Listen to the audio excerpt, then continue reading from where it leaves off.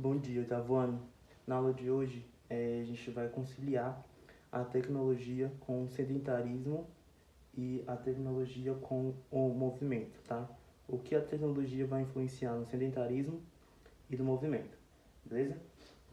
O sedentarismo, ele é um hábito que caracteriza pessoas que praticam poucas atividades motoras e hoje sabemos que o sedentarismo está associado ao acometimento de várias doenças, como a atrofia das fibras musculares, a perda da flexibilidade e o comprometimento funcional de vários órgãos, além de diversos tipos de câncer, diabetes, hipertensão arterial, infarto do miocárdio, obesidade, ansiedade e aumento do colesterol. De acordo com a OMS, Organização Mundial do Comércio, 60% da população mundial ela não realiza atividade física necessária para obter benefícios na saúde. Isso se dá, em parte, em razão da insuficiente participação da atividade física no lazer e do aumento dos comportamentos sedentários no trabalho e nas atividades domésticas. O aumento da utilização do meio de transporte passivo também reduziu essa atividade física. Então, a tecnologia ela tem grande importância na forma como as pessoas se movimentam, né? Então, no lazer e no trabalho, as atividades estão voltadas principalmente para a manipulação de dispositivos eletrônicos, como smartphones, tablets e notebooks, enviando e recebendo mensagens e informações de forma rápida e instantânea. Então, vemos ali com o sedentário que, de acordo com a OMS, 60% da população é sedentária, né? E devido a alguns fatores, como jogos eletrônicos, celulares, computadores, até o meio de transporte passivo, que é os ônibus ou os carros automotivos, tá? O vidro elétrico, o câmbio automático e até o piloto automático são recursos oferecidos como vantagens na compra de um veículo, como já falei ali, como forma de transporte passivo, né? Incentivando a comprador a se movimentar o menos possível. A caminho de casa ou do trabalho, as pessoas se locomovem com menos velocidade e atenção por manipular os dispositivos eletrônicos. É ali que se encaixam os celulares, tá? E os tablets, que podem causar acidentes e mais lentidão nas vias. As crianças e os jovens, eles representam o principal grupo de risco relacionado aos hábitos sedentários. Então, por isso, é recomendável incentivar a participação deles em jogos e brincadeiras no lazer, na realização de atividades físicas ou exercícios, de forma organizada e sistematizada, em locais apropriados e na realização de atividades domésticas, cotidianas com os familiares, né? Então, de acordo com a OMS, as recomendações para crianças de 5 a 17 anos são as seguintes, que elas devem acumular pelo menos 60 minutos de atividade física diária de intensidade moderada a vigorosa, né? A quantidade de atividades físicas maiores do que 60 minutos para fornecer benefícios adicionais à saúde. A maior parte da atividade física diária ela deve ser aeróbia, né? Então, atividades de intensidade vigorosa elas devem ser incorporadas, incluindo aqueles que fortalecem músculos e ossos, como a musculação, pelo menos 3 vezes por semana, né? Então, para essa faixa etária, de 15 a 17 anos, a atividade de sobrecarga de osso, elas podem ser realizadas através de jogos de corrida, de giro e salto, né? Então, continuando no assunto ainda de alinhamento, né, do sedentarismo à tecnologia, a questão que a gente pode se levantar é que muitas vezes os ambientes virtuais com esses novos ambientes virtuais nós não conseguimos encontrar uma real necessidade de ser fisicamente ativo, né? Então, se tratando de jovens e crianças, ela deve haver uma participação ativa dos pais, né?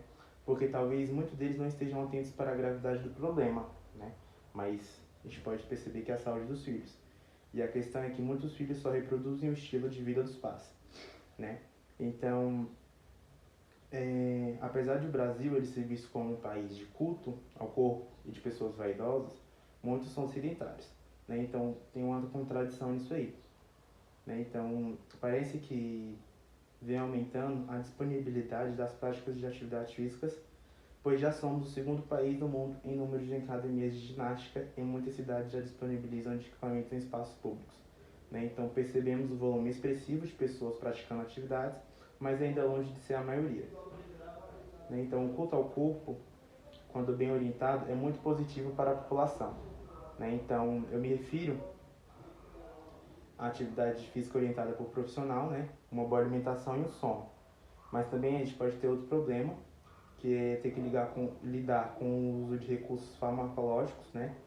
Que são alguns suplementos, etc., que buscam a saída mais fácil e rápida para um corpo adequado. Entendido? Aí, continuando, eu falei sobre a tecnologia no sedentarismo e agora a tecnologia ela auxiliando no movimento das pessoas, né? Então, apesar da grande importância do desenvolvimento tecnológico em nossas vidas, a gente pode verificar que cada vez mais nos tornamos menos ativos à realização de atividades diárias e, curiosamente, há um outro lado da tecnologia completamente voltada para o incentivo ao movimento. Então, a redução dos espaços e a necessidade da prática de atividades físicas para melhor qualidade de vida levaram o ser humano a criar locais que estimulam os movimentos, né? E um exemplo são as academias de ginástica, como eu já falei, que possuem esteiras, bicicletas e piscinas e até equipamentos de musculação, além de uma grande variedade de aulas que utilizam equipamentos específicos desenvolvidos para o movimento, né? Então, a gente pode ver que é possível correr 10 quilômetros sem sair do lugar. E outra vertente tecnológica para a promoção do movimento são os videogames interativos, né, que simulam jogos de quadra, aulas de ginástica, jogos de luta e de dança, e é um ambiente restrito e de maneira muito divertida, né? Então, eu separei para finalizar uma reportagem que fala o seguinte, que videogames com sensores de movimento eles podem melhorar sim a saúde, né? Então, a obesidade e o sedentarismo eles se tornaram um problema comum, não só em adultos, mas também em crianças, né? E um estudo publicado pelo um jornal de pediatria, ele aponta o caminho divertido para driblar os problemas em crianças, né? Então, segundo essa pesquisa, videogames com sensores de movimento ou ativos, né? Eles podem ser uma forma de exercício alternativo para combater o sedentarismo, né? Esses videogames eles são aqueles que o jogador controla o jogo com os movimentos do corpo, né? Então temos o Wii, temos o Nintendo, temos o Xbox, né? E assim a pessoa ou a criança eles acaba se exercitando, né? Aí foi feita essa pesquisa, né, com crianças de 9 a 11 anos de idade, né? E o resultado foi o seguinte, que as crianças elas realizaram 15 minutos de atividades intensas em um jogo ativo, né? E depois de baixa intensidade. Por fim, fizeram exercícios de uma esteira ergométrica. Os resultados mostraram que o jogo de alta intensidade provocou um gasto de energia equivalente aos exercícios físicos de intensidade moderada, né? E o jogo de baixa intensidade ocasionou um gasto energético semelhante ao de uma atividade de baixa intensidade também, né? E o jogo de alta intensidade ele também pode ser benéfico para a saúde vascular das crianças, né? E participaram desse estudo 15 crianças de 9 a 11 anos de idade, né? Que realizaram 15 minutos de atividade em um videogame, né? Que foi uma corrida de 200 metros com o Kinect, e depois de baixa intensidade que foi uma boliche, também no Kinect. E por fim, eles fizeram exercícios de uma esteira ergométrica. E os pesquisadores avaliaram que em cada tipo de atividade, qual foi o gasto energético e a resposta vascular, né? Por meio da vasodilatação fluxo-mediada, né? Medida utilizada para avaliar a saúde vascular das crianças, né? E aí o resultado mostraram que o jogo de alta intensidade provocou um gasto de energia equivalente ao exercício físico de intensidade moderada, né? E sugere que ele pode ser benéfico para a saúde vascular das crianças, né? E uma alternativa é que os participantes relataram que os níveis de divertimento parecidos ao realizar as duas atividades de intensidade, então eles indicam que as crianças elas podem ser estimuladas a continuar realizando as atividades com níveis de intensidade mais altos nos jogos, né? Então, os jogos ativos de alta intensidade eles podem ser uma boa forma de atividade para que as crianças obtenham benefícios para a saúde em longo prazo, né? E como afirmou uma das pesquisadoras dessa pesquisa, os jogos ativos de videogames devem ser considerados uma forma de incentivar as crianças a serem mais ativas, né? Então, não é que a gente deva tirar o jogo da criança, né? A gente tem que estimular ela a participar de jogos mais ativos para que elas não se tornem sedentárias. Entendido?